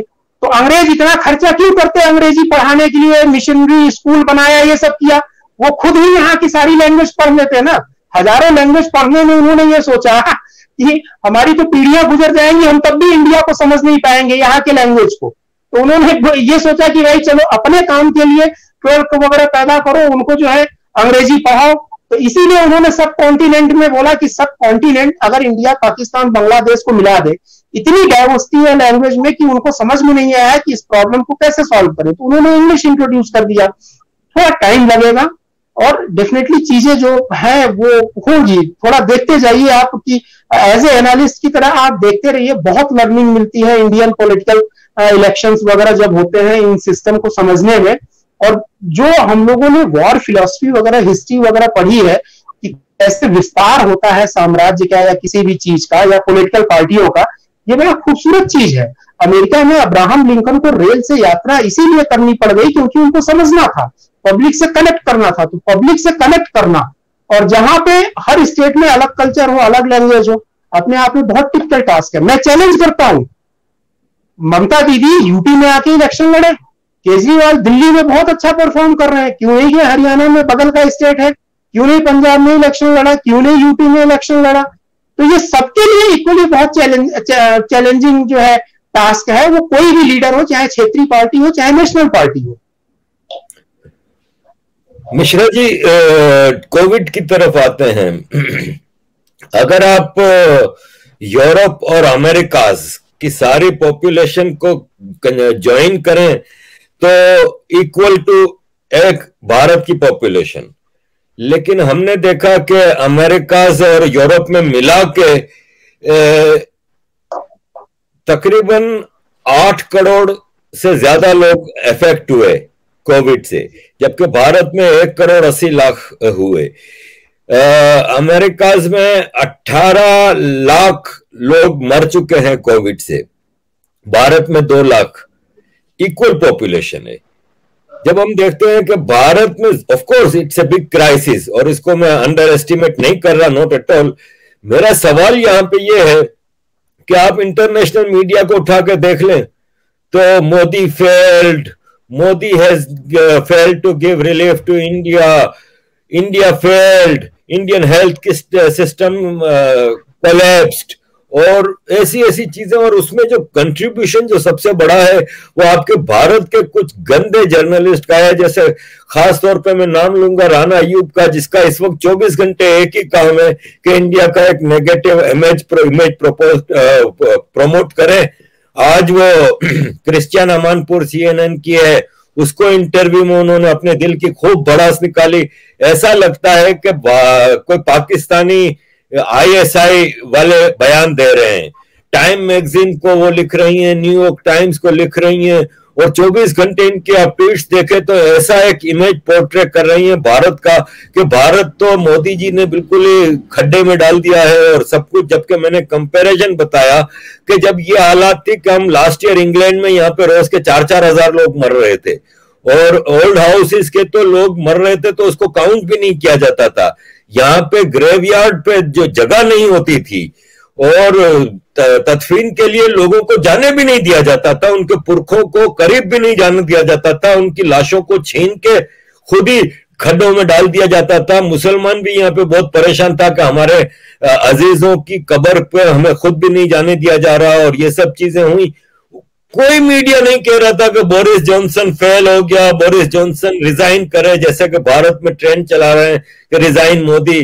कोई नहीं कह रहा था कि अमेरिका का प्रेसिडेंट ट्रंप फेल हो गया है, और अमेरिका का इनके हेल्थ केयर सिस्टम जो कि पूरी दुनिया को लूट के, ये इंग्लैंड और यूरोप तो पूरी दुनिया में कॉलोनियल पावर्स थी, पूरी दुनिया को लूट के इन्होंने अपने यहाँ के जो सिस्टम बनाए थे, इतने हॉस्पिटल्स, डेवलपमेंट, सब कुछ, इसके बावजूद NHS जो कि यहाँ का नेशनल हेल्थ सिस्टम है वो फेल हो गया था, कोलैप्स हो गया था। इसके बावजूद हमने कहीं मीडिया में ऐसी मूवमेंट नहीं देखी। मीडिया इनकरेज ही कर रहा था यहाँ की गवर्नमेंट्स को, ये वो। फिर आप लॉकडाउन को देखें, यहाँ पे जो हम अभी तक पार्शियल लॉकडाउन में है, 1.25 साल हो गया है, स्मॉल बिजनेसेस खत्म हो गए, कॉमन जो छोटी जॉब वाले लोग हैं वो तबाह हो गए, फिर भी मीडिया का वो रोल नहीं देखते। भारत के हवाले से हम मीडिया का जो इंटरनेशनल और लोकल मीडिया का रोल देखते हैं, क्या ड्रामा है ये? देखिए, इंटरनेशनल और लोकल में दोनों को एक छोटी सी कहानी बताऊंगा जो हम बचपन में अपनी किताब में पढ़ते थे। जो आपने बोला ना कि सब लोग इंडिया की तरफ अट्रैक्ट क्यों होते हैं, ऐसे ही कोई देश जो है इतना खूबसूरत या महान नहीं बनता है। कहानी यह है कि एक नदी में एक साधु, एक मॉन्क नहा रहे थे, एक बिच्छू बहा जा रहा था और जान बचाने के लिए फड़फड़ा रहा था। उन साधु महोदय ने, उन मॉन्क ने क्या किया, उस बिच्छू को अपने हाथ पे ले लिया ताकि वो डूबे नहीं, और बिच्छू ने डंक मारा, उनके हाथ से छूट गया। फिर उन्होंने ले लिया, फिर डंक मारा, फिर छूट गया। यही प्रक्रिया चलती रही। तो एक आदमी ने उनसे बोला कि ये बिच्छू आपको जहरीला डंक मार रहा है, आप इसको क्यों बचा रहे हैं? बोले कि मैं इंसान हूं, मैं सनातनी हूं, मेरा धर्म ये बताता है कि कोई डूब रहा है तो उसकी जान को बचाओ, किसी की जान की आफत अगर है तो उसको मदद करो, उसकी जान बचाओ। और बिच्छू का धर्म है डंक मारना। ठीक है, मैं अपना धर्म कर रहा हूं, वो अपना धर्म कर रहा है, लेकिन मैं इसकी जान बचाऊंगा। उन्होंने उसकी जान बचा ली। तो यहाँ पे जो विदेशी मीडिया है उनका रोल भी यही है साहब। जब अमेरिका में, इंग्लैंड में, सब जगह फैला था तो हमने इनको जो है दवाइयां भेजी, किसी ने हमसे मांगा नहीं था, हमने अपने आप जो है दवाइयां भेजी। थैंक्स गॉड हमारे साथ, भारत के साथ अभी भी बहुत सारे ऐसे देश खड़े हैं जो कि हमें मदद कर रहे हैं। हमारा अपर हैंड सिविलाइजेशन और ह्यूमैनिटी के लिए हमेशा रहा है। आज अगर हम प्रॉब्लम में है, देखिए महामारियों का कॉन्सेप्ट ये रहा है कि जब ये दैवीय आपदा, प्राकृतिक नेचुरल डिजास्टर्स आते हैं रोम में आया था, ग्रीक में आया था। 10 साल का आप इतिहास। और मजे की बात बताऊं, चाइना में जहां से ये शुरू हुआ था, आज के 5000 साल पहले सबसे पहला, 5000 या 10,000 साल पहले सबसे पहला जो महामारी हुआ था ना, वो भी उसी जगह से पैदा हुई थी। ये आप गूगल पे सर्च करिएगा, आपको मिलेगा। हमने सबको मदद की जब हम उस कंडीशन में थे, और मदद हमें आ भी रही है। हमने इंटरनल भी मदद की, हमने बाहरी देशों को भी मदद की। ये हमारा धर्म है, ये हिंदुस्तान का, ये सनातन का धर्म है। हम करते रहेंगे, हम हर काल में करते रहे, हजारों साल से करते रहे, आगे भी करते रहेंगे। दूसरी चीज, जो लोग ये कर रहे हैं उसके लिए मैंने आपको बताया साहब, ये अपने आप के भी नहीं होते हैं। अगर इनको भी बुखार हो जाएगा ना, तो ये अपने घर वालों को भी, अपने माँ बाप को भी गाली देना शुरू कर देंगे। ये अपने हस्बैंड को, अपने वाइफ को भी गाली देना शुरू कर देंगे। मैंने बोला सोसाइटी में हर तरीके के लोग रहते हैं। इस वक्त मुत्तहिदा होकर, एक होकर के यूनाइटेड वे में इससे लड़ने की जरूरत है। अब हम दूसरे पैरामीटर पे आते हैं, क्वांटिटेटिव एनालिसिस कर लेते हैं। जो आपने डाटा बताया, भारत में पर स्क्वायर किलोमीटर डेंसिटी देखिए कितनी ज्यादा है। भारत में लोग ज्यादा सोशलाइज हैं, शादियां वगैरह हर चीज हमेशा होती रहती है, रैलियां अभी हुई। यहां पे इंफेक्शन फैलने के चांसेस मेनी फोल्ड ज्यादा है इन कंपैरिजन ऑफ यूएसए वगैरह, जहां पे कि फैमिली कल्चर ही आइसोलेटेड रहने का है। वहां इतनी भीड़ नहीं होती है, एक तो पॉपुलेशन नहीं है, और इतनी आइसोलेशन के वहां कोई पर्पस नहीं होता है कि शादी ब्याह। यहां तो कभी जगराता चल रहा है, तो कभी भंडारा चल रहा है। आज मंगलवार है तो जी हनुमान जी का भंडारा चल रहा है, तो कभी कुछ चल रहा है। तो क्राउड यहाँ पे बहुत तेजी से कलेक्ट होती है। एक तो पॉपुलेशन डेंसिटी है, और क्राउड कलेक्ट होने के रीजन भी है। इतना रिस्क होने के बाद भी अगर इन्फेक्शन का रेट इतना कम है, तो ये एक क्या भगवान का चमत्कार मैं बोलूंगा, हमारी सभ्यता की खूबसूरती है। और ये कहां से आती है, इसका एक साइंटिफिक रीजन बताता हूं। हजारों साल पहले किसी भी इंडिया का जो ओरिजिनल फूड है, जो हर घर में सबसे ज्यादा डेली यूज किया जाता है, वो 2 चीजें हैं आरिफ जी। एक है राइस, चावल, और दूसरा है पल्स, दाल।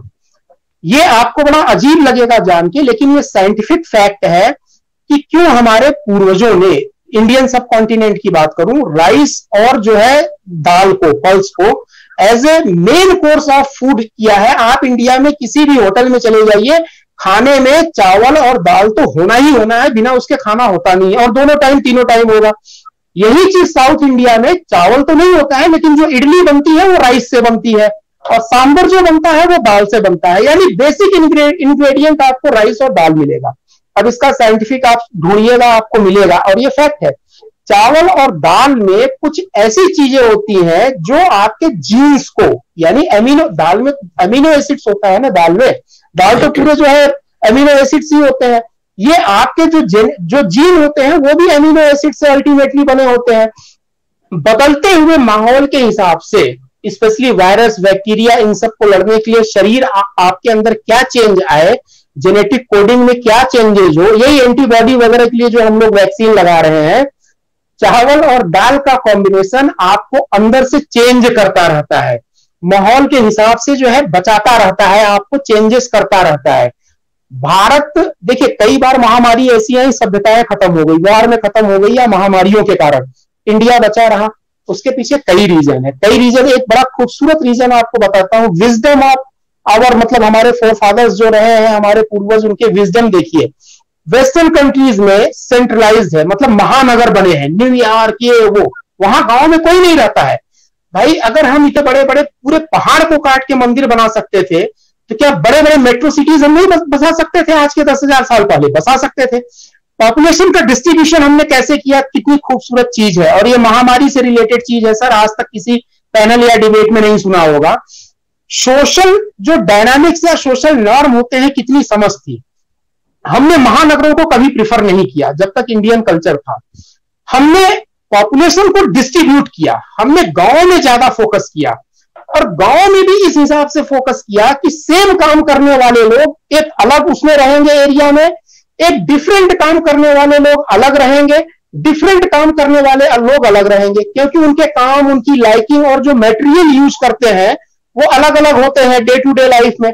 तो कहीं ऐसा ना हो कि अगर कोई चीज हानिकारक आ गई, वायरस या बैक्टीरिया, तो एक कंटेन्ड एरिया में रहे, वो सब जगह ना फैले। और इसी कारण पहले जो महामारी आती थी जिसमें बहुत सारे देश साफ हो गए, उसमें हम बचे क्यों रह गए? कोई भी महामारी इंडिया को कभी पूरे तौर से अफेक्ट नहीं कर पाया, चाहे वो इन्वेजन की, आक्रमणकारियों की महामारी हो। मैंने आपको बताया दिल्ली तक पहुंचते पहुंचते उनका जो है एड़ी का पसीना चोटी पे चढ़ जाता था, उनका दम फूलने लगता था और तलवार रख देते थे और फिर भोग और विलास में मस्त हो जाते थे, मतलब ऐशो आराम करना शुरू कर देते थे। तो इतना डाइवर्सिफाइड, इतना सिस्टमेटिक हमने इंडिया को बसाया है। ये कुछ ऐसे सोशल फैक्टर हैं और पुराने टाइम से हैं, ये इसमें भारत सरकार या करंट गवर्नमेंट की या अंग्रेजों की या मुगलों की देन नहीं है। जो पॉपुलेशन डिस्ट्रीब्यूशन किया कि पॉपुलेशन को कैसे बसाया जाए, नगर की परिकल्पना कैसे करें, क्यों गांवों में बसाया गया, ये हमारे ऋषि मुनियों की देन है, ताकि ऐसी आपदा में बचे रहें। हिंदुस्तान की सिविलाइजेशन हजारों साल से, लाखों साल से बची रही, तो उसके एक पीछे कारण ये भी है कि किसी एक एरिया में बहुत बड़ा भूकंप आ गया तो सारा पॉपुलेशन एक जगह कंसंट्रेटेड हमने नहीं रखा। बाढ़ में कुछ पॉपुलेशन खत्म हो गई लेकिन दूसरी जगह की पॉपुलेशन बची रही, और सारे पॉपुलेशन को होमोजीनियस कल्चर मतलब जो रिचुअल्स है, जो मंत्रास है, जो डे टू डे लाइफ में करना है, जो नॉलेज है, वो इक्विवेलेंट डिस्ट्रीब्यूट किया गया। खुदा न खास्ता, भगवान न करे, नॉर्थ इंडिया में ऐसी कोई अगर महामारी आ जाए, यहाँ पे सारी चीजें अगर खत्म हो जाए, तो सारी परंपराएं तो साउथ इंडिया में जिंदा रहेंगी ना, उड़ीसा में जिंदा रहेंगी ना, महाराष्ट्र में जिंदा रहेंगी ना, तो वो फिर से वो जिंदा हो जाती है। तो भारत जो अविभाज्य है, भारत कभी कॉन्कर नहीं किया जा सका, यहाँ की संस्कृति कभी कोई मिटा नहीं पाया, उसके पीछे हमारे ऋषि मुनियों का जो है वो विजडम था। हमने लोगों के दिलों को जीता, हमने लोगों को सही तरीके से रहना बताया और ऐसा सिस्टम दिया जो अभेद्य है, जिसको कोई तोड़ नहीं सकता है, जिसका नाश या विनाश वैनिश कोई नहीं कर सकता है। अंग्रेज आए चले गए, मुगल चले गए, जिसको और आकर के देखना है वो और आकर के देख ले, कोशिशें कर ले, वो यहां पे खत्म करना बहुत मुश्किल है। तो ये एक कुछ ऐसे सोशल डायनामिक्स हैं, सोशियो इकोनॉमिकल डायनामिक्स हैं। और एक खूबी मैं आपको बताऊं भारत के सर्वाइवल की क्या रही है। लोग बोलते हैं कि फन्ने खा बने रहते हैं इकोनॉमी के मामले में, ठीक है, हमें वेस्टर्न कंट्रीज के इकोनॉमिक डेवलपमेंट बड़े अच्छे लगते हैं। भारत का एक एक गांव 1 किलोमीटर 2 किलोमीटर में बसा होगा, इससे ज्यादा नहीं बसा होगा। एक गांव अपने आप में सेल्फ सफिशिएंट, इंडिपेंडेंट पूरा इकोनॉमिक इन्वायरमेंट था और है। मैं आपको बताता हूं कैसे था। गांव जब होता था तो उस गांव के लोगों को जितनी चीजें चाहिए सब वहीं पे मिल जाती थी। आपको गोल्ड स्मिथ चाहिए, लोहार चाहिए, ब्लैक स्मिथ चाहिए, बार्बर चाहिए, बाल काटने वाला चाहिए, वैद्य चाहिए, डॉक्टर चाहिए, एग्रीकल्चर मजदूर चाहिए, वो सब उस गांव में होते थे। और गांव के लिए जितनी चीजों की जरूरत होती थी वो सब 10-15 किलोमीटर के एरिया में मिल जाते थे। इसके पीछे मैं रीजन आपको बताता हूं और एग्जाम्पल। नॉर्थ इंडिया में फूड कुकिंग का जो ऑयल है, जो मीडियम है, वो मस्टर्ड ऑयल है, सरसों का तेल। साउथ इंडिया में कुकिंग का जो बेस है, जो ऑयल है, वो है नारियल है, कोकोनट ऑयल है। महाराष्ट्र में ग्राउंडनट ऑयल है, मूंगफली का तेल या शेंग का तेल। तो लोकल ये हमारे पूर्वजों ने किया कि भाई आपके यहां मस्टर्ड ऑयल नहीं होता है तो जरूरी नहीं है कि आप मस्टर्ड ऑयल इतनी दूर से मंगा करके आप उसको करिए। सर्वाइवल ऑफ द फिटेस्ट उसी का होता है, उन्हीं का होता है। सर्वाइवल ऑफ द फिटेस्ट क्या, बल्कि इंडिया ने तो ऐसा सिस्टम डेवलप किया था, micro economic system, micro financing system, micro survival system, कि एक गांव में भी अगर कोई महामारी आती थी तो गांव का सिस्टम ही अपने आप में सक्षम होता था उसको मैनेज कर लेने के लिए। कोई आपदा आती थी, आपको पानी चाहिए, और गांव ही क्यों, हर घर अपने आप में एक माइक्रो इकोनॉमिक सिस्टम होता था। हर घर के पास अपना कुआं होता था या 4-5 घरों को मिला के एक कॉमन कुआं होता था। हर घर के पास अपना एग्रीकल्चर होता था। आज हम दूध खरीदते हैं, हर घर के पास रिक्वायर्ड जो पशु होते थे, बैल होते थे खेती करने के लिए, दूध के लिए, वो हर घर में 1-2 गाय और भैंस होती थी। तो इतना खूबसूरत इकोनॉमिक डेवलपमेंट कहीं पे माइक्रो लेवल की अंडरस्टैंडिंग नहीं है सर। आज सेंट्रल गवर्नमेंट पूरी दुनिया में, आज जो इकोनॉमिक सिस्टम है, सेंट्रल गवर्नमेंट अगर हाथ खींच ले या गवर्नमेंट एजेंसीज हाथ खींच ले, आपने अभी बोला अमेरिका की जो नेशनल हेल्थ सिस्टम है वो फेल हो गया, हाँ, लेकिन इंडिया में नहीं। इसके पहले भी महामारियां आई थी, मिस्र वगैरह आप देखिए 10-15 सालों में उनका पूरा कल्चर ही इन्वेजन के कारण चेंज हो गया। बहुत सारे ऐसे देश से चेंज हो गया, इंडिया का नहीं हुआ। तो जो हमारे प्रिंसिपल है सर, जो हमारे रूट है, ये उनकी खूबसूरती है, इसको कोई ब्रेक नहीं कर पाया है। वो चाहे बाहर की जो मीडिया है वो हो, चाहे अपने अंदर के यहाँ जो बोलने वाले हैं और खिलाफ बोलने वाले हैं, उनको ये तो दिखाई नहीं देता है कि ठीक है, आप कुछ नहीं कर सकते हो, मैं मानता हूं कि आप एक बहुत कमजोर हैं, आप पैसे से या दवा से मदद नहीं कर सकते हैं, तो कम से कम विचार से तो मदद कर सकते हैं। अगर वो भी नहीं कर सकते हैं तो आप अपनी जान को बचा लीजिए, ये सबसे बड़ी मदद होगी ना। आप इन्फेक्शन को पाइए, मतलब आप इन्फेक्टेड भी मत होइए, और जब आप इन्फेक्टेड नहीं होंगे तो दूसरे लोगों को इन्फेक्शन आप फैलाएंगे भी नहीं, तो चैन तो ब्रेक होगी ना। अगर हर आदमी अपने आप को इन्फेक्शन से बचा ले तो चैन डेवलप ही नहीं होने पाएगी। तो मैं तो प्रार्थना यही करूंगा कि इन लोगों को भगवान सद्बुद्धि दे। अभी से नहीं, भारत के खिलाफ हजारों साल से बहुत प्रोपेगेंडा हुए हैं। न्यूयॉर्क टाइम्स और इन सब के बातों में हम आने वाले नहीं है, हमें पता है इनकी कॉन्स्पिरेंसीज। इराक और ईरान में इन्होंने कैसे लड़ाई वो भी मैं आपको बता देता हूं। अमेरिका का पता नहीं कौन सा एक अखबार है, उसने निकाला कि भाई एक डिस्प्यूटेड एरिया था ईरान इराक में कि यहाँ इतना तेल है कि दुनिया में तेल ही नहीं है। दोनों में लड़ाई हो गई। 8 साल लड़ाई लड़ने के बाद फिर जी यूनेस्को आया बीच में, चलो जी ये वो करके, हाँ, फिर एक संस्था बैठाते हैं, खोज करेगी।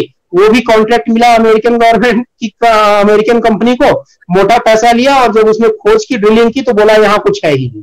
वो खबर भी पहले प्लांट की गई थी अखबार में, और उस अखबार को देख करके पूरी दुनिया में तहलका मच गया दोनों।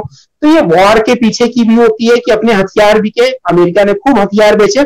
एटलीस्ट एक कॉमन इंडियन के पास, हमारे जैसे छोटे आदमी को जब इतनी सद्बुद्धि है सर, ये ठीक है प्रोपेगेंडा कर रहे हैं, but I am not convinced. मेरे जैसे लाखों करोड़ों भारतीय, दे आर नॉट कन्विंस्ड।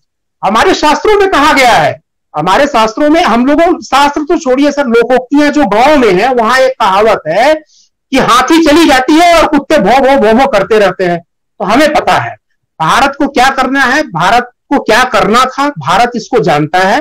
भारत को अभी क्या करना है वो जानता है, और आगे भी भारत को जानता रहेगा। शोर मचाने वाले, उनको आप मचाने दीजिए, वो हमारे कानों पे असर पड़ने वाले नहीं है सर। हमने हजारों महामारियां, हजारों मानवीय दुखों को, आक्रांताओं को सक्सेसफुली मैनेज किया है, और कोविड को भी भारत की जनता, भारत की पक्ष और विपक्ष की सरकारें बहुत सक्सेसफुल तरीके से मैनेज करेंगी। कोई भी आदमी किसी को मदद करने से यहाँ पे मना नहीं कर रहा है। कोई गवर्नमेंट एजेंसी जिससे जितना हो सकता है वो मदद कर रहा है, लेकिन ह्यूमन सिविलाइजेशन की लिमिटेशन होती है। वो हजारों साल का ये इतिहास है, तो यहाँ पे भी लिमिटेशंस है। ठीक है, मैं तो हमेशा बोलता हूं कि भाई एक भी जानवर की, इंसान की, यानी जो जीव है, चाहे वो पशु पक्षी ही क्यों ना हो, भगवान करे वो अपनी मौत मरे, वो अपनी पूरी जिंदगी जो है पूरा जी के मरे, दुख और कष्ट से क्यों मरे। पिंजरे में कोई जानवर क्यों मरे, आदमी घर में कैद होके क्यों अपनी जिंदगी बिताए। हमारी ये फिलॉसफी है, और प्रभु भी हमारे साथ रहेगा, भगवान भी देखिए मदद करेगा। और हम अगर फर्स्ट फेज को हम सक्सेसफुली मैनेज कर ले गए हैं, तो सेकंड फेज को भी मैनेज कर लेंगे। बिल्कुल सही कहा आपने। और ये एक अजीम देश है जो कि सदियों से कायम है और सदियों तक कायम रहेगा। और बड़े बड़े उतार चढ़ाव देखे इस देश ने, लेकिन आज भी भारत दुनिया के नक्शे पे जगमगा रहा है और हमेशा जगमगाता रहेगा। Mishra ji, thank you very much for your time. आपने बड़ा डिटेल में दलीलों के साथ आपने जो अनबायस्ड एक तबसरा दिया है, मुझे यकीन है कि दर्शकों को ये पसंद आएगा, क्योंकि टीवी पे और मेन स्ट्रीम मीडिया पे एक चैनल की पॉलिसी होती है जिसको फॉलो करते हुए हर चीज खुल के नहीं बताई जाती, लेकिन आपने खुल के हर चीज बताई है। Very informative, very educative. Thank you very much sir for joining. Thank you sir, thank you. Please keep in touch. Thank you sir. तो दर्शकों, आपने देखा कि मिश्रा जी ने बड़ी डिटेल में इलेक्शंस की पॉलिटिक्स, खासतौर पे बंगाल, तमिलनाडु वगैरह के हवाले से जो चीजें इन्होंने बताई, वो आपको इतना अनबायस्ड तबसरा, इतना अनबायस्ड एनालिसिस कहीं और नहीं मिलेगा। और ये जरूरी होता है कि हम अनबायस्ड होके, ना तो हम बीजेपी के कार्यकर्ता की तरह सोचना शुरू कर दें, ना एंटी बीजेपी और दीगर चीजों पे सोचे। हमें अप्रिशिएट करना चाहिए इस देश की अजीम चीजों को। फिर कोविड के हवाले से उन्होंने जो चीजें बताई, भारत की जो कल्चरल स्ट्रेंथ है, माइक्रो इकोनॉमिक्स है, माइक्रो सिस्टम जो कि घर से शुरू होता है तो गांव और फिर शहर और फिर स्टेट तक जाता है और फिर पूरे देश में, ये सारी चीजें बताई। इसके अलावा जो मेन चीज है इस सारे उसमें हम ये देखते हैं कि भारत एक बहुत ही स्ट्रॉन्ग कंट्री है और इसकी डेमोक्रेसी बहुत स्ट्रॉन्ग है। इसके इलेक्शंस पे कभी किसी ने कोई आवाज नहीं उठाई, कोई उंगली नहीं उठाई। मोदी जी इलेक्शन जीते 2019 का, तो भी किसी ने रिग्ड इलेक्शन नहीं कहा। मोदी जी की पार्टी बंगाल में हार जाती है तो भी किसी ने नहीं कहा कि रिग्ड इलेक्शन है। That is the beauty of this country and that is the strength of this country's people. Thank you very much अजीज दोस्तों, आप सबका बहुत शुक्रिया कि आप हमारे प्रोग्राम को देखते हैं। Please like and share our videos and keep supporting. Thank you very much अजीज दोस्तों। जय हिंद, जय श्री राम, वंदे मातरम।